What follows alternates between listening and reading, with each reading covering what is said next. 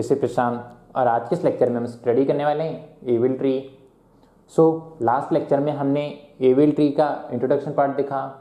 वहाँ पे हमने सीखा कि कैसे हम एबल ट्री में रोटेशन परफॉर्म करते हैं। वहाँ पे हमने देखा कि एल रोटेशन क्या होता है, आर रोटेशन क्या होता है, एल रोटेशन क्या होता है और आर रोटेशन क्या होता है, और कैसे किसी नोट का बैलेंस फैक्टर फाइंड आउट किया जाता है। लास्ट लेक्चर में हमने एबल ट्री का इंट्रोडक्शन पार्ट देख चुके हैं। यहाँ पे हम एबल ट्री को कंस्ट्रक्ट करना सीखेंगे और कैसे एबल ट्री की टाइम कॉम्प्लेक्सिटी फाइंड आउट की जाती वो हम देखेंगे। तो आइए शुरू करते हैं। यहाँ पे आपके पास कुछ नंबर ऑफ एलिमेंट दिए हुए हैं। अब इन एलिमेंट को क्या करना है, आपको सिंपली एबल ट्री में इंसर्ट करना है।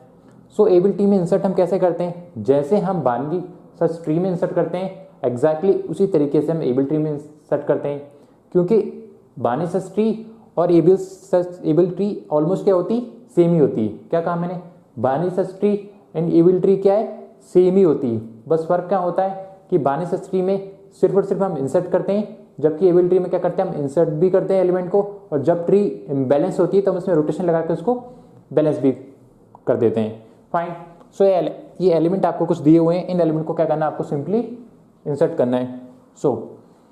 कैसे आपको इंसर्ट करना है, ये सारे एलिमेंट दिए, इन एलिमेंट को क्या करना है, आपको एबल ट्री में इंसर्ट करना है। तो कैसे इंसर्ट करेंगे, जिस तरीके से आपने बाइनरी सर्च ट्री में इंसर्ट किया ना, एग्जैक्टली उसी तरीके से आप एबल ट्री में इंसर्ट करोगे। मतलब पहला जो नोड आएगा उसको क्या करेंगे हम, पहली जो की वैल्यू आएगी उसको हम रूट नोड पे बनाएंगे। देन अगली जो की वैल्यू आएगी, अगर वो रूट नोड से छोटी हुई तो लेफ्ट हैंड साइड, और अगर रूट नोड से बड़ी हुई तो राइट हैंड साइड हम उसको इंसर्ट करेंगे, और इसी वे में हम उसको इंसर्ट करते चले जाएंगे। तो क्या करना है, इन एलिमेंट को हमको एबल ट्री में इंसर्ट करना है। तो कैसे इंसर्ट करेंगे, देखो सबसे पहला एलिमेंट आया क्या है, 21, तो उसको क्या करेंगे, सिंपली इंसर्ट कर देंगे। तो 21 हमने क्या कर दिया, इंसर्ट कर दिया। अब इंसर्ट कर दिया, अब इंसर्ट करने के बाद क्या करेंगे, इसमें बैलेंस फैक्टर चेक करेंगे। हमारा बैलेंस फैक्टर कितना हो सकता है एबल ट्री में, 0 हो सकता है, -1 हो सकता है या 1 हो सकता है। इन तीनों के अलावा नहीं हो सकता। इन तीनों के अलावा अगर कुछ बैलेंस फैक्टर आता है तो हम इसमें रोटेशन लगा के ट्री को क्या कर देंगे, बैलेंस कर देंगे। तो पहला एलिमेंट आया 21, इंसर्ट कर दिया। अब इसका बैलेंस फैक्टर चेक करेंगे। बैलेंस फैक्टर कैसे निकाला जाता है, बैलेंस फैक्टर निकाला जाता है height of left sub tree minus height of right sub tree. तो इस तरीके से क्या किया जाता है, बैलेंस फैक्टर फाइंड आउट किया जाता है। ओके, नाउ अब क्या करना है, इसका बैलेंस फैक्टर हम देखेंगे कि इसका बैलेंस फैक्टर कितना होगा, height of left sub tree minus height of right sub tree. तो इसकी बैलेंस फैक्टर कितना हो जाएगा, 0 होगा। तो मतलब वो हमारा क्या है, रेंज में है। तो अब हमें कोई प्रॉब्लम नहीं है इसमें। तो क्या कर सकते हैं, हम इसमें दूसरा एलिमेंट इंसर्ट करेंगे। दूसरा एलिमेंट क्या है, 26, इससे कंपेयर करेंगे। छोटा होगा तो लेफ्ट हैंड साइड, बड़ा होगा तो राइट हैंड साइड। 26 क्या है, 21 से ग्रेटर है, तो कहाँ जाएगा, राइट हैंड साइड। जब भी हम कोई एलिमेंट इंसर्ट करेंगे तब हम उसमें क्या करेंगे, बैलेंस फैक्टर उसका चेक करेंगे। ठीक है, तो अगला एलिमेंट इंसर्ट किया हमने, अब इसका बैलेंस फैक्टर चेक करेंगे। क्या होगा इसका बैलेंस फैक्टर, 0। देन इसका चेक करेंगे कितना होगा, height of left sub tree minus height of right sub tree. तो हाइट कितनी है लेफ्ट सब ट्री की, 0, राइट सब ट्री की कितनी है, 1। तो 0 - 1 कितना हो जाएगा, -1। तो इसका बैलेंस फैक्टर कितना है, 0, इसका कितना है, -1। तो क्या है, अभी रेंज में है ना, 0 भी रेंज में, -1 भी रेंज में। तो अभी हम इसमें रोटेशन लगाने की जरूरत नहीं है। रोटेशन कब लगाएंगे, जब इस रेंज से बाहर किसी नोट का बैलेंस फैक्टर जाएगा तब। तो अगला एलिमेंट आया 30, इनसे कंपेयर करेंगे इससे 21, तो कहाँ जाएगा, राइट हैंड साइड। इससे कंपेयर करेंगे तो कहाँ जाएगा, राइट हैंड साइड। तो 30 को हमने इंसर्ट कर दिया। अब जैसे हमने इंसर्ट किया, जैसे हम इंसर्ट करेंगे तब दोबारा बैलेंस फैक्टर चेक करेंगे हर नोट का। ठीक है, तो ये तो पुराने बैलेंस फैक्टर थे तो इनको हमने हटा दिया और नए दोबारा चेक करेंगे। लीफ नोड है तो लीफ नोड का क्या होता है, हमेशा 0 होता है। या आप ऐसे भी निकाल सकते हो, height of left sub tree minus height of right sub tree. तो इसका बैलेंस फैक्टर क्या होगा, 0, height of left sub tree minus height of right sub tree, तो 0। इसका बैलेंस फैक्टर कितना होगा, 0 और माइनस का 1, क्योंकि इसकी हाइट कितनी, 1। तो 0 - 1 कितना हो जाएगा, -1। ठीक है, इसका बैलेंस फैक्टर चेक करेंगे कितना होगा, height of left sub tree कितनी है, 0। ठीक है, और height of right sub tree कितनी है, 1, 2। ठीक है, तो क्या हो जाएगा, माइनस का 2। माइनस कहाँ से आया, ये वाला माइनस। ठीक है, और हाइट कितनी है राइट सब ट्री की, 2। तो ये कितना हो जाएगा, माइनस का 2। फाइन, मतलब हमें एक नोड ऐसा मिल गया जिसका बैलेंस फैक्टर क्या है, जिसका बैलेंस फैक्टर हमारी रेंज से बाहर जा रहा है। अब रेंज से बाहर जा रहा है तो सिंपली क्या करना है, इसमें रोटेशन परफॉर्म करना है। तो कौन सा रोटेशन लगेगा इसमें, वो कैसे डिपेंड करेगा कि जो नोड आपका इम्बैलेंस हुआ है, कौन सा नोड बैलेंस हुआ है हमारा 21 वाला, कितना बैलेंस फैक्टर आया इसका -2। तो इसको आपको कौन सा रोटेशन लगेगा, आपको देखना है कि कौन सा नोड जो है वो इम्बैलेंस हुआ है, वो देख लिया आपने, ठीक है। अब मैं आपसे पूछता हूँ कि इस नोड को इंसर्ट करने से पहले तो हमें कोई प्रॉब्लम नहीं थी, ठीक है। तो इस नोड को इंसर्ट करने से पहले कोई प्रॉब्लम नहीं थी, बस इस नोड को इंसर्ट करने के बाद 30 को इंसर्ट करने के बाद हमारी ट्री क्या हो गई, इम्बैलेंस हो गई। तो उस नोड से जो इम्बैलेंस हुआ उस नोड से लेके उस नोड तक आपको जाना है जहाँ पे आपका जो नया नोड आपने इंसर्ट किया है या जिसकी वजह से आपकी ट्री की हाइट ग्रोथ हुई है, जिसकी वजह से आपकी ट्री इम्बैलेंस हुई है। तो इस नोड से हम कहाँ तक जाएंगे, यहाँ तक। तो इसको जाने के लिए पाथ क्या होगा, पहले तो हमको राइट साइड जाना होगा, देन राइट साइड जाना होगा, ठीक है। तो इसमें कौन सा रोटेशन लगेगा, आर आर, कौन सा रोटेशन लगने वाला है यहाँ पे, आर आर रोटेशन, ठीक है। आर आर रोटेशन कैसे लगाते हैं हम, ठीक। तो आपको क्या करना है, जो अपने आर लिखा हुआ है, जो दूसरा आर लिखा, जो बीच का नोड है ना, उसको आपको पकड़ना है, ठीक है, और उसको पुल कर देना, इसको बीच वाले नोड को पकड़ना है, पुल कर देना। और जब आप उसको पुल करोगे तो कैसी ट्री बन जाएगी हमारी, देखो 26 तो यहीं रहेगा, ओके। जब आप उसको खींचोगे तो 21 कहाँ जाएगा, लेफ्ट हैंड साइड आ जाएगा, और 30 कहाँ जाएगा, राइट हैंड साइड आ जाएगा। तो आर आर रोटेशन के लगाने के बाद आपकी ट्री कैसे बन जाएगी, ऐसे ही। या आप इसमें ओल्ड जो मेथड है उसके बेसिस पे करना चाहते हो तो क्या करना है, सिंपली जो बीच वाला नोड है ना उसको पकड़ना है और यहाँ से आपको रोटेट करना है, कैसे, एंटी क्लॉकवाइज। तो जब आप इसको रोटेट करोगे तो 26 तो यहीं रहेगा और 21 यहाँ जाएगा। या आप सिंपली क्या कर सकते हो, बीच वाले नोड को पकड़ लोगे और ऊपर पुल कर दोगे, तो पुल करोगे तो 21 कहाँ जाएगा, लेफ्ट हैंड साइड, और 30 कहाँ जाएगा, राइट हैंड साइड, ओके। सो अब मैंने क्या किया, अब हमारी ट्री कौन सी रह गई, ये वाली। तो उसको मैं क्या कर देता हूँ, इरेज कर देता हूँ। आपको क्या करना है, हर एक पॉइंट पे जब आप नोट्स बना रहे होंगे तो हर एक पॉइंट पे क्या करना है, उसको स्टेप बाय स्टेप लिखना है। बट यहाँ पे मैं क्या करूँगा, एक ही ट्री के अंदर उनको मॉडिफाई कर दूंगा, ठीक है। तो आर आर रोटेशन हमने लगाया पहले, ओके। नाउ कितने एलिमेंट इंसर्ट कर दिए हमने, 30 तक इंसर्ट कर दिए। अगला एलिमेंट आया हमारा 9, तो 9 को इंसर्ट करेंगे, कैसे इंसर्ट करेंगे, रूट नोड से कंपेयर करेंगे, छोटा है लेफ्ट हैंड साइड, 21 से कंपेयर करेंगे, छोटा है लेफ्ट हैंड साइड। नाउ हमेशा रोटेशन लगाने के बाद आपका रोटेशन लगेगा तो ट्री आपकी क्या हो जाएगी, बैलेंस हो जाएगी। फिर आपको बैलेंस फैक्टर चेक करने की जरूरत नहीं। आपको बैलेंस फैक्टर कब चेक करना है, जब आप एक नया नोड को इंसर्ट करो तब। तो अगला एलिमेंट क्या है हमारा 9, तो 9 को क्या किया हमने, सिंपली इंसर्ट कर दिया। सो 9 को क्या किया मैंने, ट्री में इंसर्ट कर दिया। अब 9 को इंसर्ट कर दिया, अब देखो यहाँ पे एक इंपॉर्टेंट पॉइंट बता रहा हूँ। जब हम कोई नोड को इंसर्ट करते हो ना, उस नोड को इंसर्ट करते हो, जिस नोड का आप इंसर्ट करो उस नोड से लेकर रूट नोड तक जितने भी नोड आएंगे ना, सिर्फ उन्हीं के बैलेंस फैक्टर आपको चेक करना है, बाकी के बैलेंस फैक्टर आपको चेक करने की जरूरत नहीं, क्योंकि वहाँ की जो नोड है उनकी हाइट ग्रोथ नहीं हुई, मतलब इस यहाँ पे हाइट ग्रोथ हुई, तो जो इस पाथ में आएगा उन्हीं के नोड इम्बैलेंस हो सकते हैं और बाकी के आपको चेक करने की जरूरत नहीं है, वो इम्बैलेंस नहीं होगी, ठीक है। तो किसके नोट आपने नया एलिमेंट इंसर्ट किया 9, आप बैलेंस फैक्टर चेक करना है, तो किस किस के बैलेंस फैक्टर चेक हो रही, जिस नोट का आपने इंसर्ट किया उस नोट से लेकर रूट नोट तक, ठीक है। तो 9 का बैलेंस फैक्टर कितना होगा, height of left tree minus height of right tree, तो 0 माइनस 0 कितना हो जाएगा, 0, ठीक है। इसका बैलेंस फैक्टर कितना हो जाएगा, हाइट ऑफ लेफ्ट ट्री कितनी है 1, हाइट ऑफ राइट ट्री कितनी है 0, तो 1 माइनस 0 कितना हो जाएगा 1, ओके। इसका बैलेंस फैक्टर चेक करेंगे, हाइट कितनी है लेफ्ट ट्री की 2, राइट ट्री कितनी है 1, तो 2 माइनस 1 कितना हो जाएगा 1। तो अभी तक क्या है, हमारी हाइट क्या है, ठीक है, अभी कोई तक कोई प्रॉब्लम नहीं आ रही, क्योंकि 0 1 1 हमारी क्या है, रेंज में है। इन तीनों के अलावा अगर कोई बैलेंस फैक्टर आता है तो हम इसमें क्या करेंगे, रोटेशन परफॉर्म करेंगे। अगला एलिमेंट आया हमारा 4, तो 4 को क्या करेंगे, इससे कंपेयर करेंगे, लेफ्ट हैंड साइड जाएगा, इससे कंपेयर करेंगे, लेफ्ट हैंड साइड जाएगा, इससे कंपेयर करेंगे, लेफ्ट हैंड साइड जाएगा। तो 4 को हमने क्या कर दिया, सिंपली इंसर्ट कर दिया। नाउ अब जब हम किसी नोड को इंसर्ट करेंगे तो क्या करेंगे, दोबारा बैलेंस फैक्टर चेक करेंगे। किस किस के बैलेंस फैक्टर चेक करना है, जिस नोड को आपने अभी पुट किया, जिस नोड को आपने इंसर्ट किया उस नोड से लेकर रूट नोड तक आपको सभी के बैलेंस फैक्टर चेक करने होंगे। तो इसका कितना हो जाएगा 0, height of left tree minus height of right tree, तो 0, ठीक है।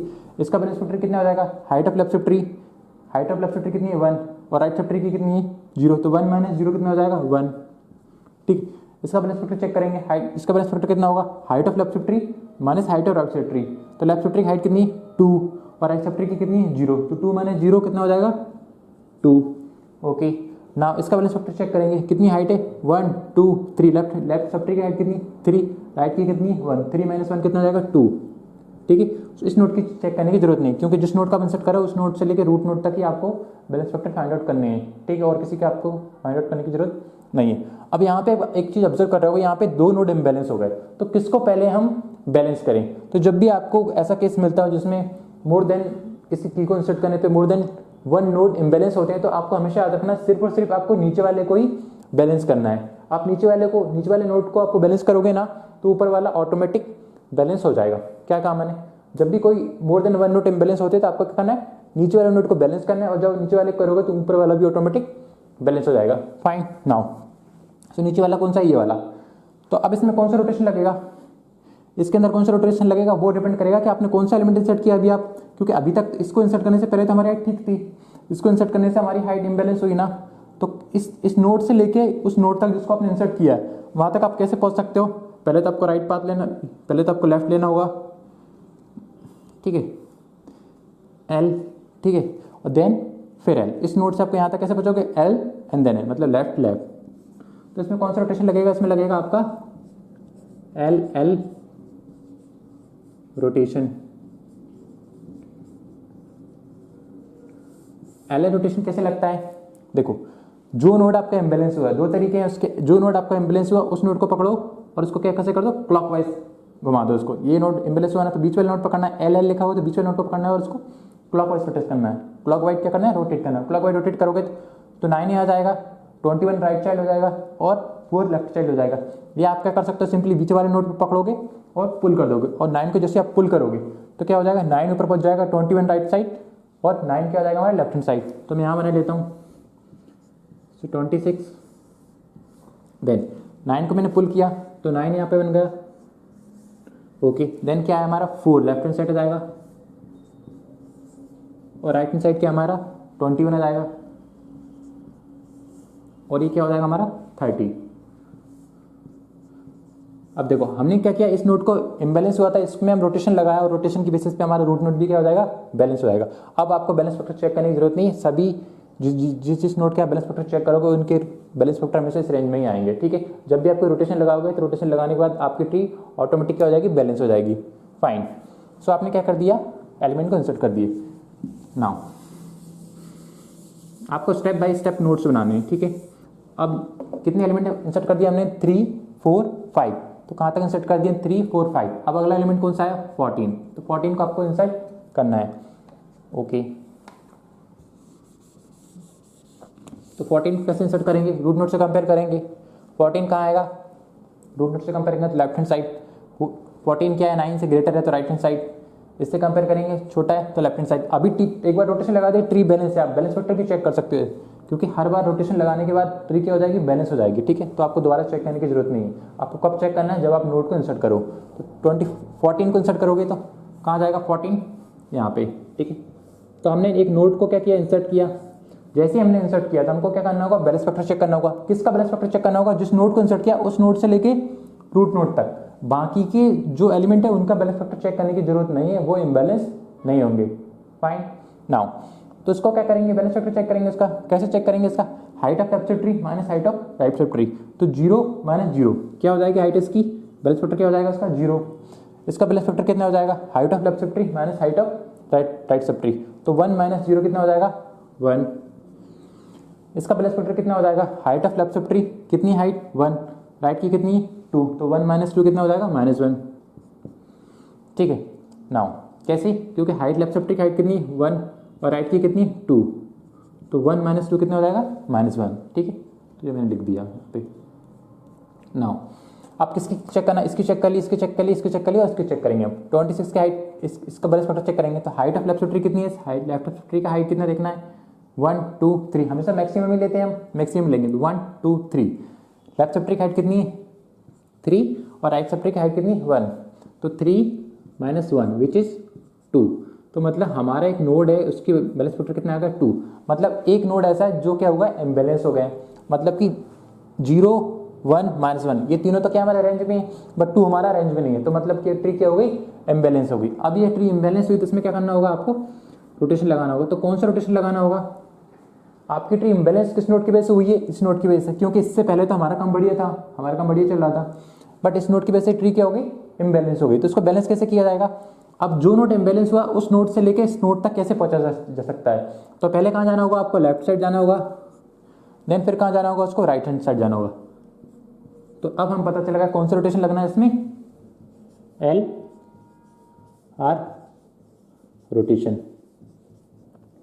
सो एल आर रोटेशन कैसे लगाते हैं, एल आर रोटेशन होता है, हमेशा ध्यान रखो एल आर रोटेशन में पहले कौन सा रोटेशन लगेगा, पीछे वाला एलिमेंट देखो आर, तो पहले कौन सा रोटेशन लगेगा आर आर, देन कौन सा लगेगा इसके वाला एल एल, एल एल, पहले आर आर लगेगा देन एल एल लगेगा। मैक्सिमम लोग क्या करते हैं वो पहले एल एल लगा देते हैं देन आर आर लगा लेते हैं, तो उससे वजह से क्या होता है आंसर गलत आता है। हमेशा करो पीछे कौन सा आर, तो पहले आर आर लगेगा देन इसके आगे कौन सा एल, देन क्या लगेगा एल एल लगेगा, इसमें अपोजिट होता है।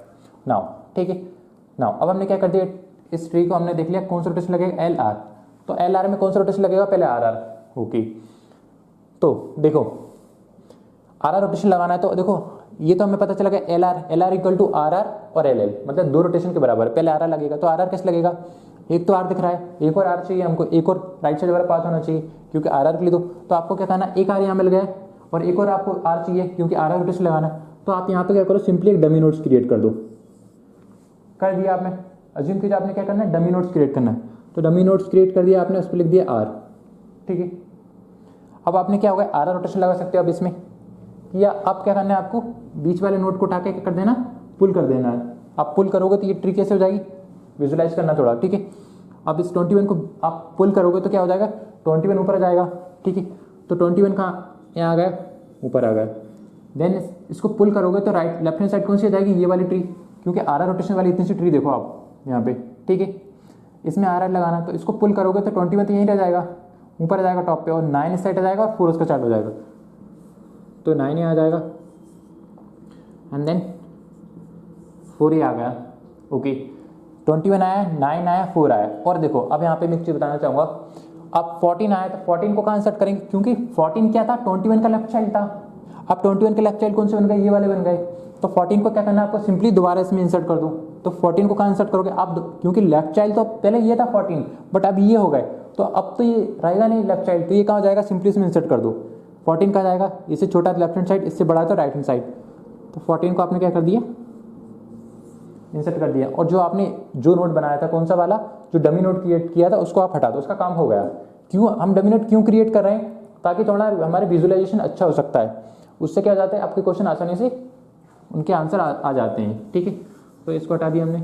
नाउ अब क्या बचा हमारा, ये क्या था हमारा 26 एंड देन 30, तो कौन सा रोटेशन लगाया हमने, आर आर रोटेशन लगाया। अब कौन सा बचा, एल एल, तो एल हमारा कहाँ लिखा है, 26 के नीचे वाले एज पे एल लिखा हुआ है, एल कौन सा लगाना है, एल एल, तो एक एल ये होगा, एक एल ये होगा, तो एल एल वाला रोटेशन आपको लगाना है। तो कैसे लगाएंगे रोटेशन एल एल वाला, सिंपली क्या करना है आपको, देखो इस चीज़ को आप रोटेट करके भी देख सकते हो। मैंने सिर्फ क्यों बताया वो वाला मेथड, ताकि आपको थोड़ा आसान हो, नहीं तो आप यहाँ से भी देख सकते हो। अगर मैं आपको डायरेक्ट बताऊँ कि ना ये बीच वाला नोड है ना, ये वाला 21 है, तो पहले आर आर लगाना, तो यहाँ से आपको क्या कर सकते हो, ट्री को रोटेट करोगे, तो इस ट्री को आप रोटेट करोगे ना, ऐसे रोटेट करोगे तो 9 यहाँ आ जाएगा, 4 यहाँ आ जाएगा, 9 यहाँ आ जाएगा, 4 यहाँ आ जाएगा, और 14 को आप दोबारा इंसर्ट कर दोगे। तो इस तरीके से आप विजुलाइज कर सकते हो। बट आप डमी नोड क्रिएट करोगे तो आपका काम काफ़ी हद तक क्या हो जाएगा, आसान हो जाएगा। क्या किया, डमी नोड क्रिएट किया और उसको पुल कर दिया, तो पुल किया तो 21 यहाँ आया, 9 यहाँ आया, 4 यहाँ आया, 14 को हमने दोबारा इंसर्ट कर दिया।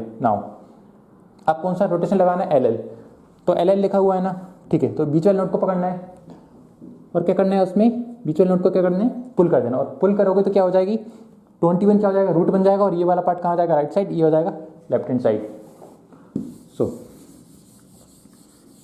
डमी नोड को बेसिकली क्रिएट नहीं किया जाता, बट अगर आप क्रिएट करोगे ना तो आपका काम बहुत आसान हो जाएगा, आप आसानी से क्वेश्चनों को आंसर कर पाओगे। तब 21 को मैं पुल करता हूँ तो लेफ्ट वाली सब ट्री तो यही रहेगी और राइट वाली ये उस साइड चली जाएगी। या आप रोटेशन भी लगा सकते हो इसमें, ऐसा जरूर नहीं कि आप क्या करो हमेशा पुल ही करो, आप रोटेशन लगाओगे तो भी वही केस आएगा, बट आप उसमें उस तरीके से करोगे तो आपका काम आसान हो जाएगा। तो क्या करना है आपको, इसको पुल कर देना। आप पुल करोगे इसको तो कैसे बन जाएगी, ये 21 तो रूट बन जाएगा। देन ये क्या है, राइट हैंड साइड, तो ये हो जाएगा 26, देन उसका राइट क्या है 30, इसके लेफ्ट हैंड साइड क्या आ जाएगा हमारा 9, देन इसके लेफ्ट हैंड साइड क्या आ जाएगा 4, और 9 के राइट हैंड साइड क्या आ जाएगा 14। सो हमेशा आप जब रोटेशन लगाओगे तो आपकी ट्री क्या हो जाएगी, बैलेंस हो जाएगी। और आप इसको इसमें ऐसे करके रोटेट भी कर सकते हो, तब भी वही केस आने वाला है। ठीक है, नाउ कितने एलिमेंट इंसर्ट कर दिए हमने? 14 तक इंसर्ट कर दिए। अब 14 के बाद किसको इंसर्ट करना है आपको? देखो 3 और 6 एलिमेंट हमने इंसर्ट कर दिए। अब किसको इंसर्ट करना है? 28 को। सो 28 को इंसर्ट करेंगे, रूट नोड से कंपेयरिंग करेंगे, कहाँ जाएगा? Right hand side. इससे कंपेयर करेंगे, कहाँ जाएगा? Right hand side. इससे कंपेयर करेंगे, कहाँ जाएगा? 30 का लेफ्ट हैंड साइड। तो 28 को हमने यहाँ सेट कर दिया। हमने रोटेशन लगाया, हमारी ट्री क्या हो गई थी? बैलेंस हो गई। अब रोटेशन लगाने के बाद आपको बैलेंस फैक्टर चेक करने की जरूरत नहीं है। कब बैलेंस फैक्टर चेक करना है? जब आपने नया एलिमेंट इंसर्ट करना है, इसके बाद ही आपको बैलेंस फैक्टर चेक करना है। तो 28 को हमने क्या कर दिया? यहाँ पे इंसर्ट कर दिया। अब 28 को आपने इंसर्ट कर दिया, तो 28 को इंसर्ट करने के बाद आपकी ट्री क्या करना है? आपको उस ट्री के जो भी नोड है जिसको आप इंसर्ट कर किए हैं, उस नोड से लेके रूट नोड तक आपको क्या करना है? बैलेंस फैक्टर चेक करने हैं। तो इसका बैलेंस फैक्टर क्या हो जाएगा? Height of left sub tree minus height of right sub tree. तो 0 - 0 0। इसका बैलेंस फैक्टर कितना होगा? Height of left sub tree which is 1 और height of right sub tree which is 0। तो 1 - 0 क्या हो जाएगा? 1। इसका बैलेंस फैक्टर चेक करेंगे, कितना है इसका balance factor? Height of left sub tree 0 और height of right sub tree. तो 0 - 2 कितना हो जाएगा? -2। तो ये नोट क्या मिल गया हमको? इम्बैलेंस। इसके बाद ऊपर वाला आप देख लेते हैं हम, इसकी हाइट कितनी हुई? Height of left sub tree कितनी है? 2 और इसकी कितनी है? 3। तो 2 - 3, 2 - 3 विच इज -1। तो ये नोट तो इम्बैलेंस नहीं हुआ, और होता भी तो भी कोई फर्क नहीं पड़ता हमारे लिए, क्योंकि हम पहले क्या करते हैं? नीचे वाले को ही रोटेट करते हैं। तो कौन सा नोट हुआ इम्बैलेंस? ये वाला। तो वहाँ से आपको क्या लगाना है? रोटेशन लगाना है। तो कौन सा रोटेशन लगेगा उसमें? वो कैसे डिपेंड करेगा? क्योंकि इस नोट को इंसर्ट करने से पहले हमारी ट्री परफेक्ट थी। अब इस नोट को इंसर्ट करने के बाद हमारी ट्री क्या हो गई? इम्बैलेंस हो गई।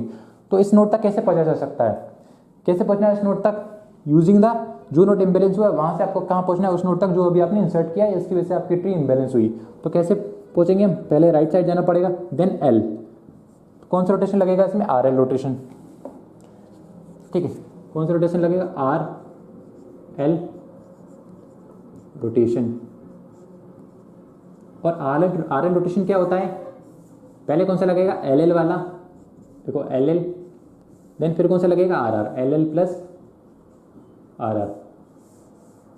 सो यहाँ पे आपको ऑब्जर्व करना होगा, एल आर जो रोटेशन होता है ना, वो कैसे होता है? उसमें पहले आर आर लगाते हैं, देन एल एल लगाते हैं। पहले आर आर लगाते हैं, देन एल एल लगाते हैं। जबकि आर एल वार एम क्या लगाते हैं? पहले एल एल लगाते हैं, देन उसका आर एल लगाते हैं। तो ये आप हमेशा याद रखना, कंफ्यूज नहीं होना।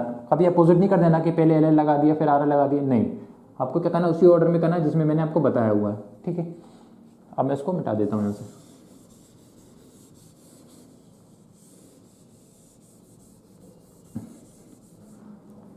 ठीक है, ना कौन सा रोटेशन लगेगा इसमें? R L. R L rotation क्या होता है? पहले एल एल लगेगा, देन आर एल लगेगा। तो एल एल कैसे लगाएंगे हम?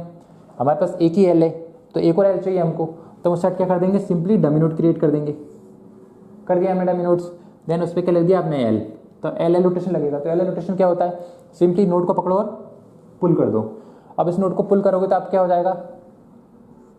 ये आप पुल भी कर सकते हो, या इसमें क्या कर सकते हो? रोटेशन भी लगा सकते हो ऐसे करके। अब इसमें L L dummy node create कर दिया, अब रोटेशन लगाओगे तो ये हो जाएगा 28 यहाँ पहुँच जाएगा, 30 राइट साइड हो जाएगा इसका। या आप इसको पुल कर सकते हो तो भी वैसे ही होगा। क्या हो जाएगा? ये 28 यहाँ पहुँच जाएगा, और या आप इसको रोटेट करोगे तो क्या हो जाएगा? 30 राइट साइड हो जाएगा। ठीक है, और ये डमी नोड कहाँ जाएगा अपना? Left hand side. तो डमी नोड का जैसे काम खत्म हुआ, उसके बाद उसको लिखने की जरूरत नहीं है। ऊपर क्या था आपका? 28 के बाद 26, देन क्या है आपका? 21, और इधर आपकी ट्री है 9, एंड देन 4, और देन ये 14। ठीक है, 21, 9, 4, 14, और ये क्या क्या था हमारा? ये वाला में रोटेशन लगा रही। ये वाला नोड इम्बैलेंस हुआ था, तो आर तो यहाँ पे था ही, और क्या किया हमने? 28 को यहाँ से रोटेट कर दिया, या इस नोड को उठा के पुल कर दिया। तो 28 तो यहाँ रह जाएगा, 30 नीचे पहुँच जाएगा। और डमी नोड्स को क्या करना है? उसका काम खत्म हुआ ना, उसको सिंपली हटा देना है आपको। ठीक है, डमी नोड सिर्फ ये फंडा मैंने बनाया हुआ है यहाँ पे कि आप समझ सको, ऐसा कुछ होता नहीं, क्योंकि आप यहाँ पे विजुलाइज करोगे तो आप थोड़ा कंफ्यूज हो जाओगे कि एल एल कहाँ से रोटेट करना है। तो इसलिए आप डमी नोड क्रिएट कर सकते हो, और उसके बेसिस पे आप ट्री को रोटेट कर सकते हो। तो मैंने क्या किया? डमी नोड क्रिएट किया और उसको पुल कर दिया। तो ट्री क्या बन गई हमारी? इस तरीके से। अब उसमें एल एल रोटेशन लगा दिया हमने। अब कौन सा रोटेशन बचा है? R R. तो आर आर रोटेशन कैसे लगेगा? एक तो आर, ये नोड इम्बैलेंस हुआ था ना -2 वाला, 26 इम्बैलेंस हुआ था, तो एक तो आर ये है, और दूसरा क्या हो जाएगा? आर। ठीक है, तो आपका कहना है बीच वाले नोड को पकड़ना है और उसको पुल कर देना, और बीच वाले नोड को आप बनाओगे और उसको पुल करोगे तो कैसे हो जाएगी? ये ये वाले नोड को पुल करोगे तो क्या हो जाएगा, 26 नीचे आ जाएगा और 30 राइट हैंड साइड आ जाएगा। 28 को क्या करेंगे हम, पुल कर देंगे यहाँ से, तो 28 तो यहाँ पहुँच जाएगा और 26 क्या आ जाएगा, नीचे आ जाएगा और 30 इस साइड आ जाएगा। तो मैं हिस्ट्री में कन्वर्ट कर देता हूँ यहाँ पे।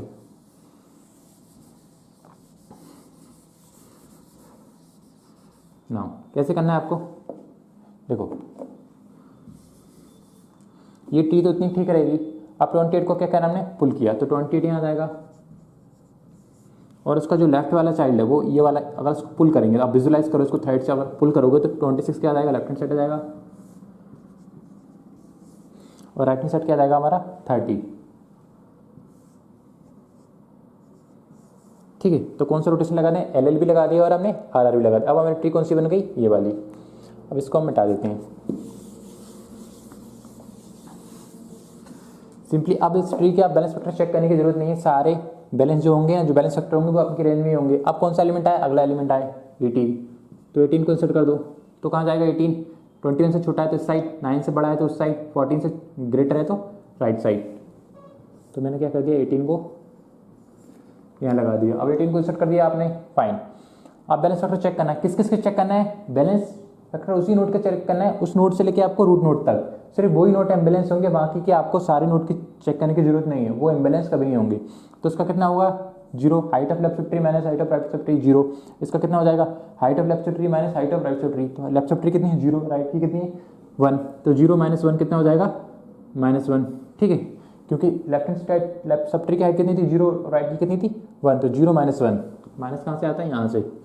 इस नोट का बैलेंस फैक्टर चेक करेंगे, height of left sub tree कितनी है 1 और height of right sub tree कितनी 2, तो -2 क्या हो जाएगा, ये -1। तो ये नोट भी ठीक है। नाउ ये चेक कर लिए, ये चेक कर लिए, ये चेक कर लिया, आप रूट को चेक कर लेते हैं। तो height of left sub tree कितनी है रूट की 3, 1 2 3, तो 3 और राइट सब ट्री की हाइट कितनी है 1 2, तो 2, तो कितना हो जाएगा 1।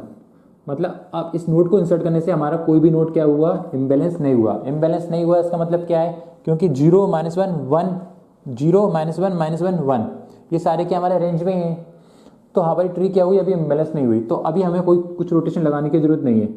तो क्या करना है आपको, सिंपली अगला एलिमेंट इंसर्ट करना है। तो अगला एलिमेंट कौन सा है आपका 15, तो 15 को इंसर्ट करते हैं। कैसे इंसर्ट करोगे, इससे कंपेयर करोगे, 15 क्या है 21 से छोटा है तो लेफ्ट हैंड साइड, 9 से बड़ा है राइट हैंड साइड, 15 से बड़ा है राइट हैंड साइड, 18 से छोटा है तो लेफ्ट हैंड साइड। तो 15 को क्या कर दिया मैंने, सिंपली यहाँ पे इंसर्ट कर दिया। अब 15 को इंसर्ट किया तो कौन सा नोड इम्बैलेंस हुआ, इस नोड से लेकर रूट नोड तक जाना है और देखना कौन सा नोड इम्बैलेंस होता है। इसका कितना है, balance factor 0, height of left sub tree minus height of right sub tree, इसका कितना हो जाएगा 1 - 0, लेफ्ट सब ट्री का हाइट 1, राइट सब ट्री की 0, तो 1 - 0 कितनी हो जाएगी 1 - 0 विच इज़ 1, तो इसका बैलेंस फैक्टर कितना आएगा हमारा 1। ठीक है, इसका बैलेंस फैक्टर कितना होगा, height of left sub tree minus height of right sub tree, तो हाइट लेफ्ट सब ट्री कितनी है 0, क्योंकि इधर कोई ट्री नहीं है लेफ्ट सब ट्री, तो 0 हो गई, राइट की कितनी होगी 2, तो 0 - 2 विच इज़ -2, तो इस नोट का बैलेंस फैक्टर कितना आया -2। ठीक है, अब मैं आपको बताता हूँ कि एक बार आपको नीचे वाला नोट मिलेगा ना इम्बैलेंस, फिर आपको ऊपर वाले नोट की भी चेक करने की जरूरत नहीं है। आपको पता है कि ऊपर वाला भी अगर कोई इम्बैलेंस हुआ तो भी आपको नीचे वाले ही करना है, और नीचे वाले करोगे तो ऊपर वाला ऑटोमेटिक बैलेंस हो जाएगा, तो आपको ऊपर भी चेक करने की जरूरत नहीं है। तो क्या करना है आपको, ये नोट इम्बैलेंस हुआ तो ये नोट इम्बैलेंस क्यों हुआ, इस नोट को इंसर्ट करने से, क्योंकि इस नोट को इंसर्ट करने से पहले हमारा काम क्या चल रहा था, ठीक चल रहा था।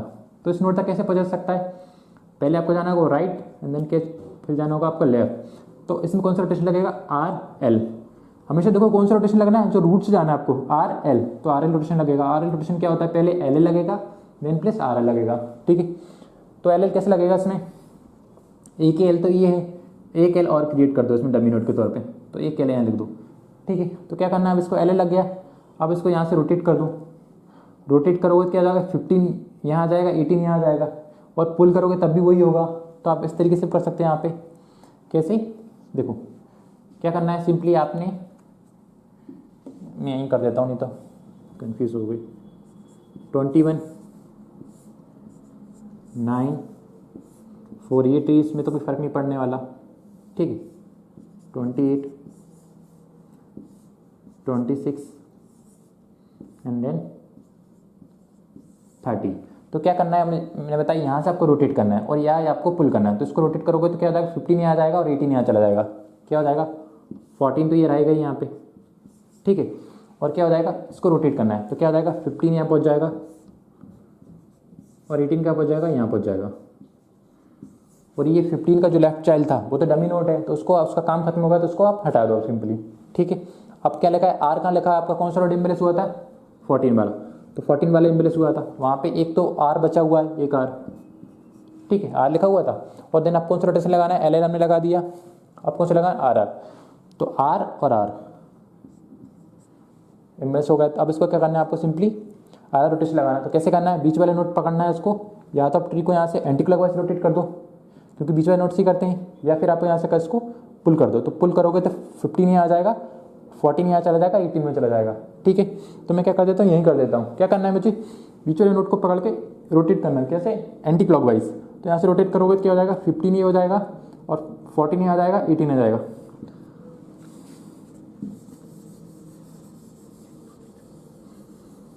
तो 15 यहाँ आ जाएगा, 14 यहाँ आ जाएगा और 18 यहाँ आ जाएगा, ठीक है। तो इस तरीके से आपने क्या कर दिए, इन सारे नोट को इंसर्ट कर दिए।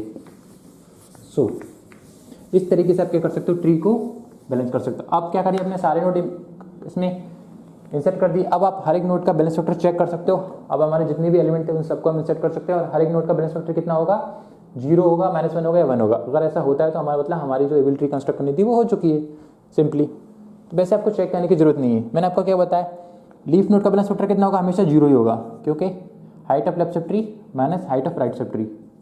ओके, नाउ इसका बैलेंस फैक्टर कितना होगा। देखो बैलेंस फैक्टर पे भी क्वेश्चन पूछे जाते हैं, आपको ट्री देगा और पूछ सकता है कि किसी पर्टिकुलर नोट का बैलेंस फैक्टर क्या है, तो भी आपको आना चाहिए।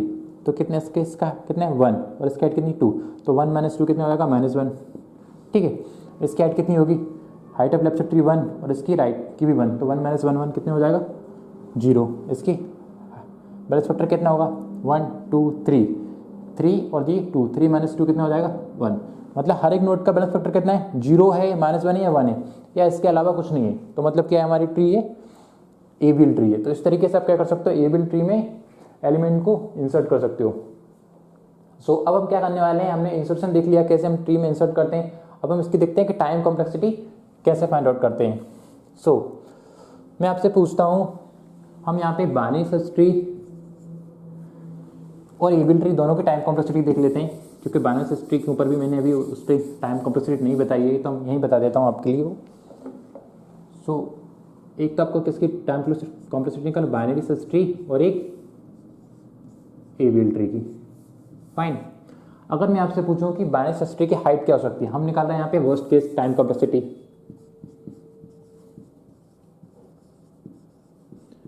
अगर मैं आपसे बोलूं कि बाइनरी सर्च ट्री की हाइट मैक्सिमम कितनी जा सकती है, अगर n एलिमेंट है तो मैक्सिमम हाइट कितनी ग्रोथ हो सकती है, तो कितनी हो सकती है वर्स्ट केस में, या तो राइट स्क्यू ट्री बनेगी या लेफ्ट स्क्यू ट्री बनेगी। तो हाइट कितनी हो सकती है, ऑर्डर ऑफ n हो सकती है, ऑर्डर ऑफ h हो सकती है। ऑर्डर ऑफ h कितनी हो जाएगी यहाँ पे, ऑर्डर ऑफ n हो जाएगी, क्योंकि सारी की सारी एलिमेंट क्या जा रहे हैं, एक ही साइड जा रहे हैं, चाहे राइट हैंड साइड जा रहे हैं चाहे लेफ्ट हैंड साइड जा रहे हैं। तो टाइम कैपेसिटी कितनी हो जाएगी, ऑर्डर ऑफ, मैं बात करूँ अगर कोई ऐसे एलिमेंट आए 1 2 3, इस तरीके से आपकी ट्री है, तो उसकी हाइट कितनी होगी, ऑर्डर ऑफ h ही होगी अप्रॉक्सीमेटली, ठीक है। ऑर्डर ऑफ h होगी तो मतलब जितने नंबर ऑफ एलिमेंट थे 1 2 3 4, हाइट कितनी है 1 2 3 4, इस तरीके से आपका एलिमेंट है n तक, तो इसकी हाइट कितनी हो गई, order of n h height होगी, ऑर्डर ऑफ h। तो ऑर्डर ऑफ h यहाँ पे क्या है, ऑर्डर ऑफ n ही है, क्योंकि नंबर ऑफ एलिमेंट ही उतने हैं, तो हाइट कितनी हो जाएगी, ऑर्डर ऑफ n। ओके, अब मैं आपसे बोलता हूँ कि हाइट बाइनरी सर्च ट्री की कितनी होगी, वर्स्ट केस में ऑर्डर ऑफ n हो सकती है। ओके, और एबल ट्री में हाइट कितनी ग्रोथ हो सकती है, एबल ट्री में आप कितनी कोशिश कर लो हाइट क्या होगी, ऑर्डर ऑफ log n से ज़्यादा ग्रोथ नहीं होगी, क्योंकि जैसी ग्रोथ होगी तो हम उसमें क्या करेंगे, रोटेशन लगा के उसको बैलेंस कर देंगे। तो एबल ट्री की हाइट कितनी हो सकती, कितनी होगी वर्स्ट केस में, ऑर्डर ऑफ log n। तो हाइट आपने यहाँ से निकाल ली। अब मैं आपसे पूछूं हाइट के बाद आपको सर्च करना है बाइनरी सर्च ट्री में, तो कितना टाइम लगेगा सर्चिंग के लिए। सो अगर हम वर्स्ट केस में अगर बाइनरी सर्च ट्री में सर्च करें तो माइट पॉसिबल कि वो राइट स्क्यू ट्री हो या लेफ्ट स्क्यू ट्री हो, तो सर्च करने के लिए आपको हर एक एलिमेंट से कंपेयर करना पड़ सकता है। तो फिर आपको अल्टीमेटली वर्स्ट केस में कितना टाइम लग सकता है, order of n, worst case की बात कर रहा हूँ ना, वर्स्ट केस ये होगा तो कितना टाइम लग सकता है सर्च करने में, हर एक एलिमेंट से कंपेयर करने में, तो ऑर्डर ऑफ एन, तो इसकी टाइम कॉन्स्टेंट कितनी हो जाएगी, ऑर्डर ऑफ एन। अगर एबीएल ट्री में आपको इंसर्ट सर्च करना है तो कैसे आप कर सकते हो एबीएल ट्री में सर्च, क्योंकि इसमें ट्री इस तरीके से ग्रो नहीं होगी, एबीएल ट्री की ट्री कैसे होगी, इस तरीके से ग्रो होगी, तो उसमें सर्च कैसे परफॉर्म करना है, लेट्स अज्यूम कि आपको 18 को सर्च करना है, ठीक है, तो आप रूट नोड से कंपेयर करोगे, आप इससे कंपेयर करोगे, ये छोटा है 18 तो लेफ्ट हैंड साइड सर्च करोगे, फिर आपको ये वाली ट्री में सर्च करने की जरूरत नहीं है, तो आपका सर्चिंग टाइम कम हो रहा है। फिर आप यहाँ पे पहुंचे, आपने 18 से कंपेयर किया तो आपको पता चला कि 18 क्या है, 9 से ग्रेटर है, तो आपको इस ट्री में कंपेयर करने की जरूरत नहीं है, ढूंढने की जरूरत नहीं, इसी में मिलेगा तो देन यहाँ पे आए 18 को सर्च करना है, तो पता है 18 आपका 15 से ग्रेटर है, तो राइट हैंड साइड ही मिलेगा, लेफ्ट हैंड साइड ही मिलेगा, तो ये टाइम क्या हो जाएगा, रिड्यूस होता जाएगा। तो एबीएल ट्री में कितना सर्च टाइम लगेगा, ज़्यादा से ज़्यादा कितना लगेगा, आप उसकी हाइट के बेसिस पे, और यहाँ पे अगर 19 होता, कोई और एलिमेंट होता, तो आप इस पॉइंट पे आके बता देते कि भैया हाँ कि जो एलिमेंट आप सर्च कर रहे हैं वो नहीं है, तो मैक्सिमम टाइम कितना लग सकता है, ऑर्डर ऑफ हाइट, तो हाइट कितनी होगी एबीएल ट्री की, लॉग एन, तो इसकी हाइट कितनी होगी, ऑर्डर ऑफ लॉग एन, ठीक है। हाइट निकाल ली हमने, सर्च टाइम निकाल लिया, और अब मैं बात करता हूँ इंसर्शन कैसे परफॉर्म करते हैं इसमें। अगर बाइनरी सर्च ट्री में आपको इंसर्शन करना है तो इंसर्ट करने के लिए कितना टाइम लगेगा, आपको एक एलिमेंट इंसर्ट करना है, अज्यूम कीजिए आपके पास एक एलिमेंट है n+1, आपको एक एलिमेंट इंसर्ट करना है, वो इससे बड़ा है, तो कैसे कंपेयर करना पड़ेगा, पहले इससे कंपेयर करेंगे, फिर देखेंगे क्या वो इससे छोटा है या बड़ा है, अगर छोटा होगा तो उसको लेफ्ट हैंड साइड और बड़ा होगा तो राइट हैंड साइड, चूंकि n+1 को आपको इंसर्ट करना है तो सिंपली वो इससे बड़ा है तो राइट हैंड साइड, फिर इससे कंपेयर करेंगे, बड़ा है तो राइट हैंड साइड, इससे कंपेयर करेंगे, बड़ा है राइट हैंड साइड, इससे कंपेयर करेंगे, बड़ा है राइट हैंड साइड, तो n+1 कहाँ जाएगा आपका, यहाँ जाएगा। तो वर्स्ट केस में कितना टाइम लगता है, अप्रोक्सीमेटली ऑर्डर ऑफ एन ही लगेगा इंसर्ट करने में, तो ऑर्डर ऑफ एन टाइम लगेगा। और मैं आपसे बोलूँ कि एबीएल ट्री में इंसर्ट करने में कितना टाइम लगेगा, आप बोलोगे कि एबीएल ट्री में लॉग एन टाइम लगेगा, ओके, तो एबीएल ट्री में कितना टाइम लगेगा, ऑर्डर ऑफ लॉग एन। कैसे, आपको एलिमेंट आया, अज्यूम कीजिए एक एलिमेंट आया, लेटेस्ट की एक एलिमेंट आया 19, अब आप उसको इंसर्ट करना है, तो आप इसमें ऐसे करोगे, ऐसे जाओगे, ऐसे जाओगे, ऐसे जाओगे, 19 को आपने इंसर्ट कर दिया, ठीक है।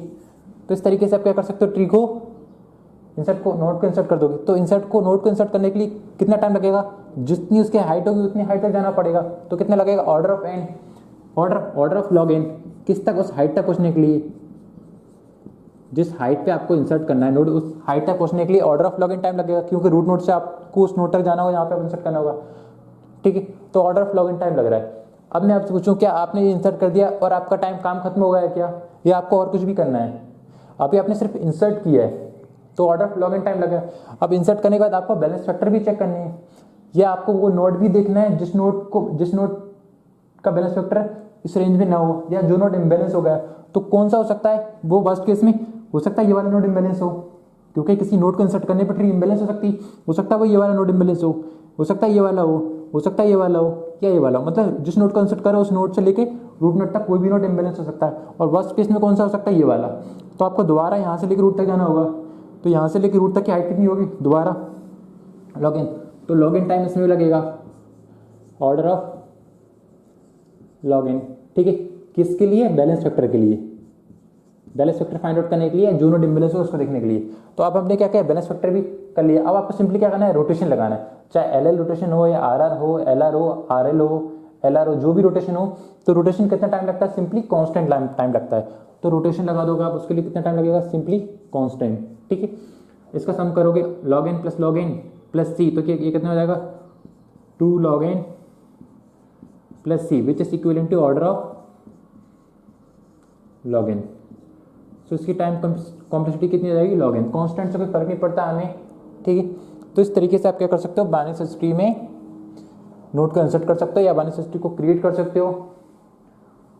सो थैंक यू गाइस, बाय।